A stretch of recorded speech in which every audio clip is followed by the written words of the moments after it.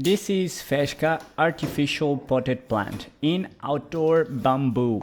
It has 23 centimeters width, and I've been dying to get one of these for a long time. It costs in Switzerland 59.95 francs.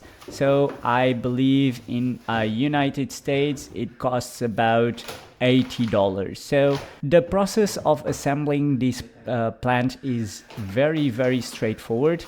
You get the vase and 2 racks of plants, and you just organize them like you're seeing in the video. You start by putting these 3 sticks, 2 in front and 1 on the back. Then you have these 6 sets, and you just put them like that. So you have 3 smaller and 3 bigger than the smaller, obviously, but it's very straightforward. You just put 2 on the front and 1 on the back of the biggest ones, and the same thing but in reverse for the smallest ones, and that way it gets very evenly the leaves.